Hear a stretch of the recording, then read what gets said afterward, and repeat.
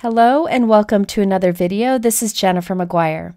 Lately I have really enjoyed making interactive cards. Well, today I'm going to create a surprise slider card. This is a card that when you pull a tab, a surprise element comes out. So I have two examples for you, and the best thing about these cards is that there are no special dies or tools needed. You can use what you probably have on hand already. So let me show you the two cards. This is the first one. When you pull a tab, the little girl skates out from behind the tree, and you can see a greeting on the tab.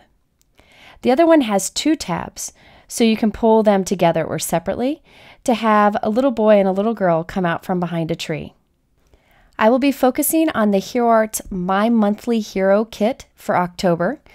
This kit includes some embellishments, glitter paper, coordinating dies, a 6x8 stamp set, so a big one packed with lots of images, and a die that adds dimension to your tree. I like how you can create some fun scenes with this, and I'll be using them on both cards today. Let's start with the first card example. On this one, you'll need a large element in which you can hide another element behind it. So I'll be using that large tree. I'm starting with the front panel. This one I will cut to 4 inches by 5 inches. I'm cutting it smaller so that my tab can hang off my card and still fit in my envelope. Now this is the key part of the card. About 1 inch up from the bottom of the card, I'm cutting a slit about 1 inch in from the sides.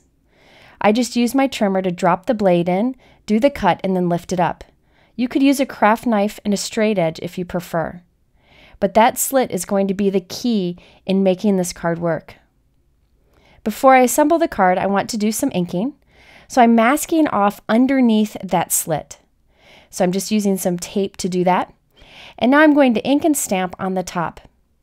I'm using a Picket Fence life-changing brush. These are some new brushes that are wonderful for applying a light amount of color to a background. It applies the ink so evenly and so easily. I think it's because there are so many bristles and they are super soft. And I'll talk more about these in a video very soon. So I applied kind of a light bit of color around the outside edge. And then I'm going to stamp some snowflakes. I used some of the small images from the Hero Arts Stacking Snowflake stamp set. This is a new stamp set that is really neat because check it out. You can stack those snowflakes on top of each other to create a layered multicolor look. I think it'd be really fun to make a background just filled with all these layered snowflakes. But I'm using a small snowflake from that and from the My Monthly Hero stamp set and just stamping these with soft pool ink. So I put a soft amount of color around the edges and then some soft stamping. I didn't want this to be too distracting. So here you can see the soft inking that we added to the background. Next, I stamped and colored that large tree from the Hero Arts My Monthly Hero kit. I'll use the coordinating die to cut this out. But also included in the set is this tree that cuts little branches to give it dimension. So I will cut both of these from my stamped and colored tree. But keep in mind, you could use the dies on their own and just cut it from green cardstock and get lots of dimension. Okay, so now that I've cut it out, I'm taking the one that cuts the branches, lining it up with the stamp image, running it through my die cut machine as I would a regular die. And what happens is I get little cuts that make the branches kind of peel up. And I'll show you in a little bit how you can try to keep some of that dimension to these branches even when you send it through the mail. Now I'm going to cut another tree that I've colored, and this one's going to go behind the other. I didn't cut the branches from that one, just the outline. And I'm putting some glue around the outside edges of our first tree and adding it to the second. That way, when some of the branches are peeled up and you can peek underneath it, you'll still see some green branches. And it's amazing how much texture and dimension this has. I think it's just gorgeous. Okay, so now it's time to add some stamping to our panel. I'm using my stamping tool just to make sure I don't mess up at this point. I place my tree there to kind of help me with the spacing. I'm stamping a little bench with some Copic friendly black ink, and then I'll stamp a light post next to it also. So after I've stamped these, I'm adding some quick coloring with Copic markers, but you could use any kind of coloring you prefer. I really like that this stamp set has so many images that you can use together to create a scene. I only used a few, but you could add more if you prefer. Next, I stamped and colored a little girl from the same stamp set, and I'm using a coordinating die to cut her out. I don't need to add her to my card just yet, but I am going to use her to help me decide where to stamp my sentiment. I want to make sure the sentiment is above her head. So the first part of the sentiment will be on this panel. The second part will be on that tab that we pull out the side. So I have another piece of white cardstock here. On the edge, I'll stamp the rest of the sentiment, and then I'll cut it into a thin strip. You can do any width strip that you want, as long as it fits underneath that slit that we created on our card, and you'll see that in a moment. So this will be the piece that we pull out the side of the card, but I want the recipient to know to pull that tab. So I like to stamp a small pull message on the end of the tab, and I use the Lawn Fawn Push Here stamp set to do so. Since it's small, I just stamped it with black ink, but if you want it to be subtle, you could use a lighter color. Here's that Lawn Fawn stamp set. It has lots of interactive stamps, which is great for interactive cards. Okay, so now it's time to assemble our little card here, and this is easier than you think, I promise. So just stick with me here. The next thing we need to do is add a stilt to our little girl who's skating. And I like to use Hero Art's Acetate for this. You can use recycled packaging as long as it's thick. You want this to be pretty heavyweight so that it's durable. And I just cut a thin strip, about 1/4 inch. And I'm going to add this to the back of my little girl. So you could use any image you want here. You just need a clear stilt to make her taller so that we can do our interactive card. You also want to use strong adhesive to glue your clear stilt to the back of your image. I'm using Be Creative tape.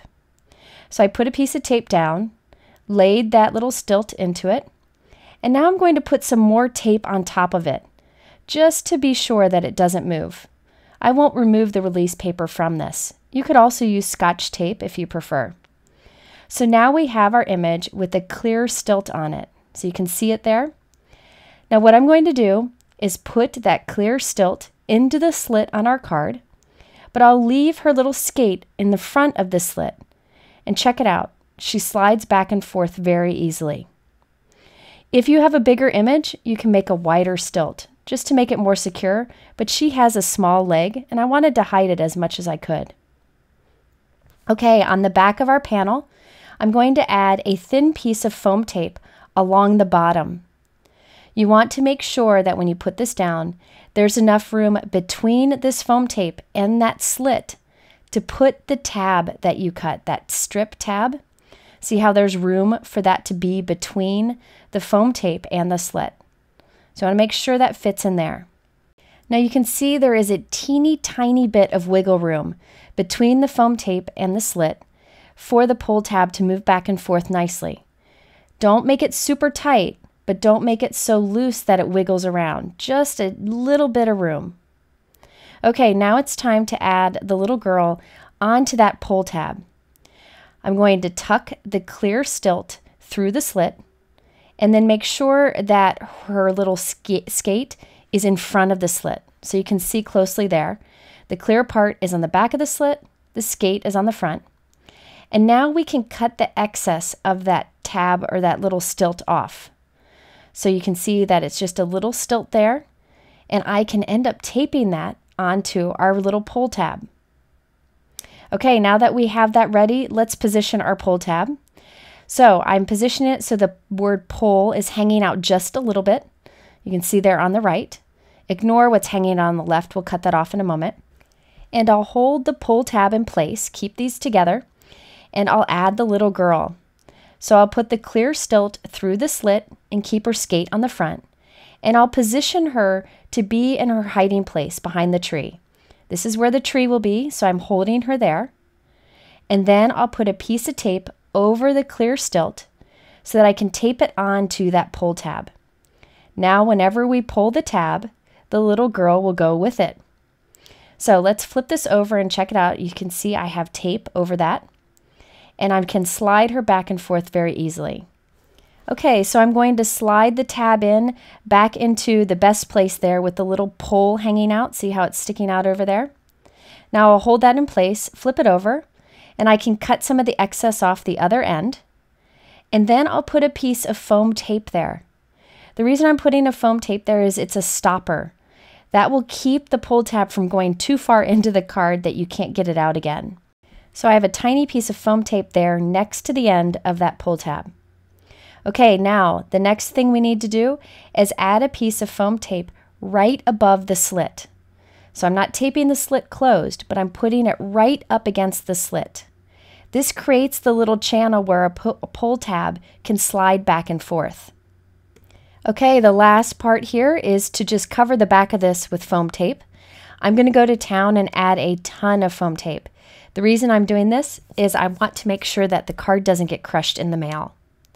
So then I can remove all of the release paper and I can add this onto a card. I'm adding this onto a 5 1/4 by 4 1/4 card. It's cut a little short so that our pull tab can hang off the side and they can easily grab it. Make sure the tab is in the channel when you glue it down, and there we have our little girl who slides back and forth easily. And there's no channel or anything to hide because she's sliding through that tiny little slit that you can barely see. Okay, now it's time to add some adhesive to the back of our tree. I'm only putting the adhesive around the left side and the top and bottom of the tree. We need the rest open so that the little girl can slide in and out. And I did put 2 layers of foam tape so that she had lots of room to go back and forth behind the tree. I really like this fun surprise hidden element. However, you could skip the tree and just have her skate back and forth if you wanted to. So now I'm adding some white gems to our tree just for little ornaments or whatever. And I'm making sure that I'm putting some of them behind the lifted branches. That'll force them to stay up. Another thing you could do is just add some strong liquid adhesive, like a big blob of it, behind the branches, and it'll dry with that dimension. I'm using a Tonic Aqua Shimmer pen to add some shimmer to the ice on the bottom and around the little light that's shining in the lamppost. So here is the finished card. You can see how it fits nicely into a regular envelope because I had cut a little bit off the card when we made it. You can also see the shimmer on the bottom of the card and how you can barely see the slit in which the little girl will come sliding out along. So think about any stamps that you may have, any large images and smaller images that you can team up together to create something like this. It really is fun to do and makes for a special card. I also used the Hero Arts Graphic Snowflake background stamp. This is a new one. I really like the pattern. And I stamped that on the envelope flap on today's cards. I felt like it pulled everything together nicely, and that pattern is gorgeous. Okay, now it's time for our next example. This steps it up a bit. In this case, we have 2 surprise elements that you can pull to move back and forth from behind the tree. Now, today I have 2 tabs, so you can pull them out individually. But later on, I will do a video where I show how you can have 1 tab and both elements will come out. So stay tuned for that. Okay, so I'm starting this just like I did the other card. I have a 4 by 5 panel with that slit towards the bottom, just like before, and I inked and stamped on the top part.